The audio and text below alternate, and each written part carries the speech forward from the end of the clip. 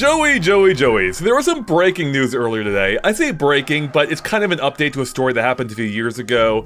I had some thoughts on it. I think you have some thoughts on it. But first off, before we talk about it, what is the actual story here, Joey? Tell us more. So the story is that Samus Aran of Metroid Prime, Metroid Nintendo fame was going to be in Fortnite, but Nintendo said no, essentially. Like, they didn't at first, but they had conditions. They said, we can only have her be in Fortnite if she's only on the Nintendo platform of things, the Nintendo Switch version of Fortnite.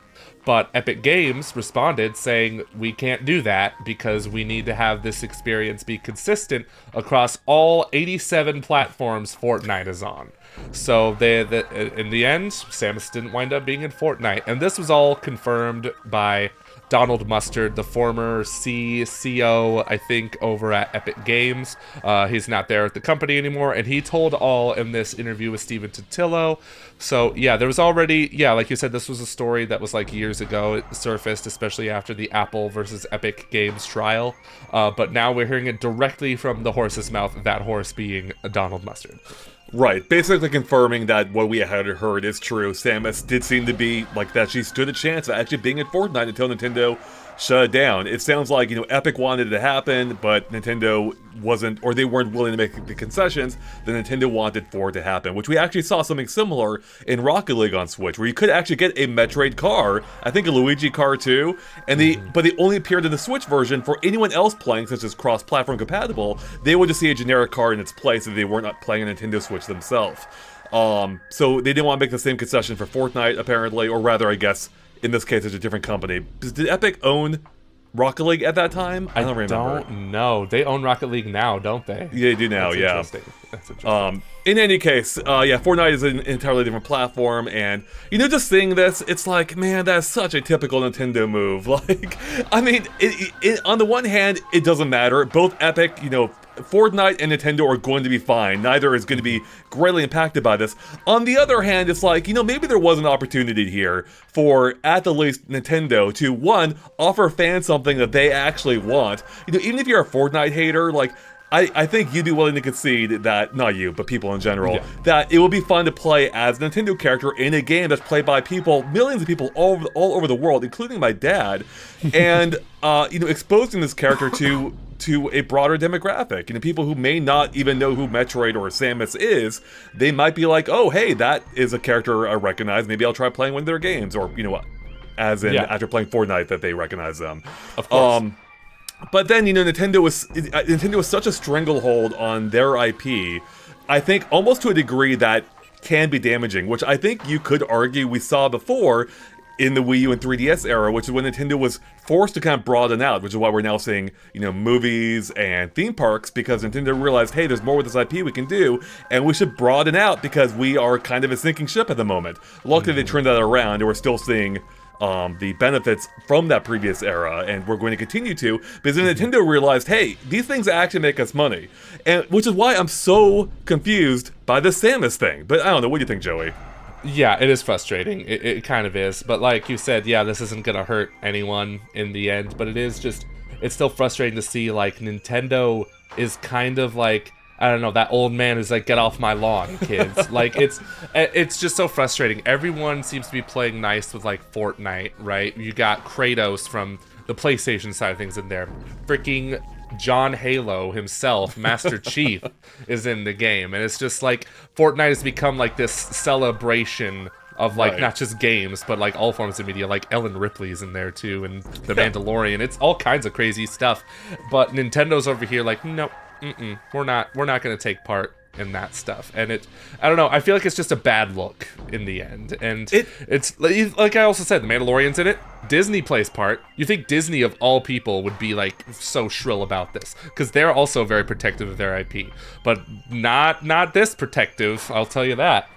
Disney is the company that sued a daycare like a few decades ago for using Disney characters unauthorized. Yeah, if there is one company that's more protective of their IP than Nintendo, it would be Disney. And even them, as you said, we've seen them relent, and not just with characters they've acquired like Star Wars or Marvel characters, with their own, like Jack Skellington. He is in the game now as of late last year, I believe. I even bought him and played as him, and it's goofy and it's fun and it works. It's not literally goofy, it's Jack Skellington, but yeah, it was a surprise, and it's so weird now. We exist in a time, Joey, where having Sora in Smash Brothers was somehow more feasible than Samus in Fortnite, which is completely baffling to me. And it almost seems a little hypocritical for Nintendo. They have this massive franchise that's built up partially by incorporating other characters into their game, but when it comes to their characters elsewhere, they won't allow it, at least on other platforms.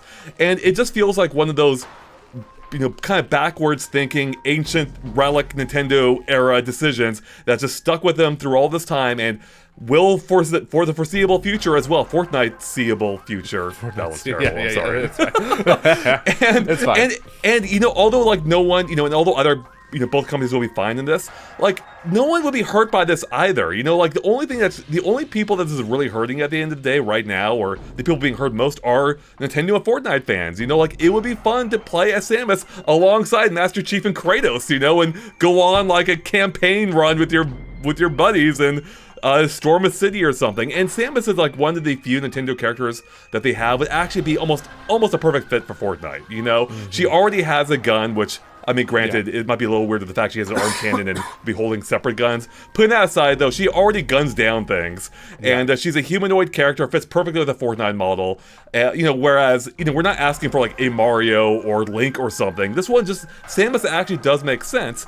And I think if I were Nintendo, it's like, this seems like a pretty good no-brainer way of getting our IP out, a kind of marginalized IP by Nintendo standards, to a broader audience while making money in the process. And it's so crazy to me that Nintendo doesn't seem to see the benefits of this. Yeah, that last point especially, it's just like Metroid, of all their franchises, could benefit most, unless maybe you put Captain Falcon in there. Probably he'd benefit more a little bit, I don't know. But because, Metroid seems to be in a better spot than they used to be. I'll give some people credit for that. But even still, it's just like, that's one of their franchises, doesn't sell that well, and then just I don't know how anyone could be opposed with just more exposure by being in Fortnite. It would be so cool. And now I'm also just upset because I want to see that monstrosity of Samus, maybe with just both hands, no arm cannon, and I'm just gonna be like, this is wrong. This is all kinds of wrong, but I love it because she has to hold a submachine gun somehow, Andre.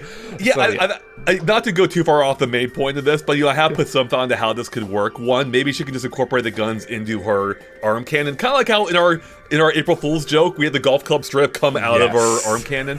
Or you could go the Zero Suit Samus route, just make her human, body armor less form, and that would probably solve the problem too. Or you can even have multiple costumes for her, and you go about it in a few different ways. Then also for her hang glider, you can just straight up be her ship that she hangs from, which would be amazing. Or she could ride on top of the ship too as it comes in. We've seen that before in Fortnite. And also, maybe, we don't fully know what all Nintendo's issues are, but it does seem like the main one is the fact that Samus would appear on other platforms, which is such a silly reason. Like, would people be confused by this? Like, would anyone think seeing Samus on their Xbox means you can now play Metroid games on your PlayStation or Xbox? Like, I mean, is anyone confused by the fact that you can play Mario Run on your phone? Like, does that mean you don't need a Switch to play anything else? You can watch the Mario movie on every other console except the Switch. Actually, that is hilarious. You're right. That's amazing. And again, it just kind of seems like a relic of Nintendo's historically ironclad grasp on their own IP, which, in their defense, has, in a general sense, has kind of worked out for them. They're still alive after all these years, although I don't know if it's specifically for that reason. And I do think that it is a valuable, I think it is worth keeping some tabs on your IP. I don't think they should shill out Mario wherever they can. I've famously been very anti how they used Mario in the Wii U era with the Mercedes cars in Mario Kart 8. I thought that was disgusting. And, and I think that it is smart to keep, to have a good amount of control over that. With that being said, I think there are times when you should acknowledge that, hey, maybe we can do something here. Maybe there is wiggle room or a middle ground. I mean, looking back at the GameCube era, we had all kinds of weird crossovers on the GameCube. Granted, it didn't leave the GameCube, but we had Mario and NBA in, realistic snowboarding games. And this really, Fortnite, when you look at it that way, feels like a much better fit than any of those. And again, it really seems like it comes down to just purely the hardware in this case, which again is something that's baffling, but that almost seems like a strength. Like, you can reach the people you're not already reaching. People with Xboxes and PlayStations that don't have Metroid or Nintendo on their radar. That's how you could reach them potentially. And even if it's not, even if it doesn't cause like an immediate huge sales boost in any game, I think that just that general brand exposure would be better for Metroid. Like, just planting the seed in their head. Like, hey, that's a character I recognize now. Maybe I will be open to seeing what that game series is about.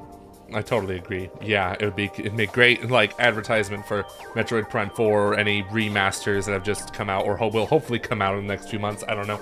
But yeah, it's I kind of am on board with the idea of what they did with Rocket League. Like, if they're really so that protective, like maybe make her look like a default skin elsewhere. Like, I don't see how else you could do it because Fortnite's crossplay. But either way, it doesn't seem like this is ever going to happen regardless. So it is just a bummer that Nintendo is still stuck in their very old, like, reclusive ways. It's just like, yeah, other people could come play in our playground. Like, come here, Joker from Persona. Come here, Sora from Kingdom Hearts. But we're not going to go to anyone else's parties. Oh no, we're just going to look bad if we do that, even though that's just not true. I'm sorry, everyone who keeps telling me that this would hurt Nintendo's brand or their value IP. I don't think they know what they're talking about when they say that. How would this hurt? How? Really? Somebody explain that to me in a very good business sense, because I don't think they know. Yeah, because we've already had the precedent with other game companies. We have, as you mentioned, Kratos, we have Master Chief. Like, they didn't seem to have any ill effects from this, and if there had, we probably would have heard about it, or we wouldn't see other game companies hop in too. In fact, in another game I played, Dead by Daylight, there's all kinds of crossover characters in there from movies and games, and it seems like it's only benefiting everyone. Now, again, obviously there are limits to this. I don't think Nintendo should have all their characters wherever they can put them, but I think having an exception here every now and then isn't that far out of line. It could really probably, benefit them as a company, even if it's not a huge benefit, but I think it's still beneficial. And at the least too, it's fun for the fans, like, I feel like Nintendo right now is like that Sonic meme, like, no fun allowed, and I want fun, Nintendo. Like, I like to play Fortnite every now and then, more specifically on my Xbox, not my Switch, because it doesn't look nearly as good on Switch, and I would like to play as Samus in Fortnite. That would be awesome. I would totally buy that DLC.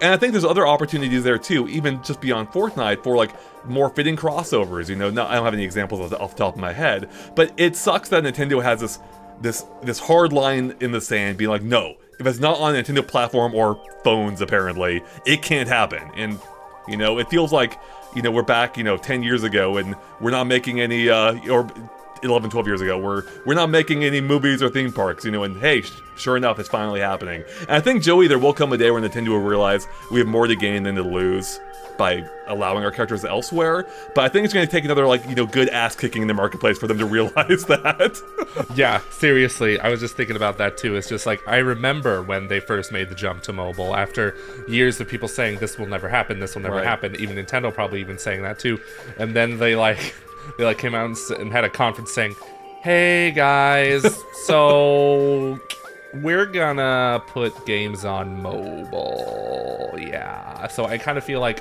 maybe something like that could happen again.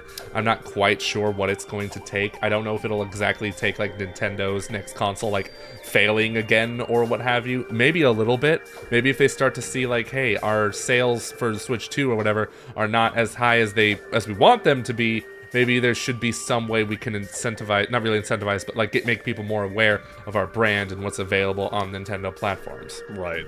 I actually really do think that, Jed. I think for right now, Nintendo's not seeing enough of a value proposition to do so. Like, they would have some benefits, but I think from their perspective, it's not worth their time or effort to possibly compromise their brand, even if I can't imagine how that would possibly be the case. I think they only have things to gain in this example. But even if they do, even knowing that, even if they acknowledge that, I think for them, the potential gain isn't worth it. But, you know, if we enter a situation where the Switch 2 is not doing nearly as well, they may come around on that thinking, and we may see, you know, Nintendo characters appearing elsewhere. Again, to a limited degree, much as the comparison you already made with the phone market, you know, being the case. Because Nintendo was, for a time, Nintendo did seem to be very anti-smartphone, in that, you know, I remember Iwata even saying, like, smartphone gaming, like, devalues, or having free games available on smartphones, like, devalues the price of the game entirely, and, you know, we're not going to be there. I forget exactly what he said. And then sure enough, a few years later, hey, here we are, you know, here's Mario Run and all these other free games coming down the line. And it's just funny how things change based on the needs in the moment. And you know, as we've seen with Nintendo, they had their highs and their lows, and you can't stay on top forever. And I think eventually something will change. Now, whether Fortnite is still around at that point or not, I'm not quite sure. But at this point, I don't think Fortnite's going anywhere for, you know, the immediate future. So they just got that Disney money. They're going to be around. Disney will make sure of it until their theme park or whatever built-in digital cyberspace is going to be ready. I forgot that's happening. That's actually a great point. Actually, that's a great point, Joey. Yeah, Disney's doubling down. Like, they are going all in at Fortnite with their, like, what, 5-year plan? Like, we're not going to see, I think it was 5 years. Like, we're not going to see the full effects of this deal for, years from now. So, which is, you know, great for Fortnite and Disney, I'm sure, but also shows, I think it might provide a blueprint for Nintendo potentially too, where they can effectively make like a virtual Super Nintendo world, if you will, right? And that seems like such a good idea, like such a massive demographic to close yourself off to just seems so short-sighted. Yeah, totally agree as I drink from my Metroid Dread cup. Perfect, Joey, yeah. All right, Joey, any final thoughts on this before we wrap it up? Put Samus in Fortnite at some point in the future, please. I'm not sure. Yeah, it's frustrating that this is happening, but in the end, like, it's just something I'm mildly annoyed about. Because it's not going to hurt anything in the long run. I think, yeah, I'm more annoyed as a matter of principle than I am, you know, for any factual, like, or any, you know, legit reasons, I suppose, right? It's more like, I don't even know, I mean, I hop into Fortnite every now and then, and, I mean, I would absolutely check out this DLC, but it, you know, wouldn't change anything about how I feel about Fortnite or Nintendo in general, or, you know, wouldn't change how I play their games in any case, but I'm also not, I also feel like, you know, I wouldn't be the one that they had the most to gain from in this case. But regardless, I think it's the fans that are hurt the most in this, because I do think, again, it would be fun to play as Samus at Fortnite, and it kind of sucks that Nintendo isn't, you know, doesn't see that themselves. But that could change in time, and, you know, I hope to see that day at one point in the near future, where we could see possible Nintendo collaborations outside of on their own hardware, because I think that would be a lot of fun. So it would be. All right. Cool. Well, on that note, everyone, we're about done here, but let us know your thoughts in the comments. Do you think Nintendo's being a stick in the mud in this case? Should we see Samus on Xbox and PlayStation in Fortnite rather than, you know, in their own game? Let us know in the comments. Are we off base? I want to know what your thoughts are. Otherwise, keep it locked to GameXplain for more on Fortnite, maybe in the future, if we ever get that Samus DLC, and everything else Metroid Prime 4 as well. All right, everyone, we'll catch you later. Bye.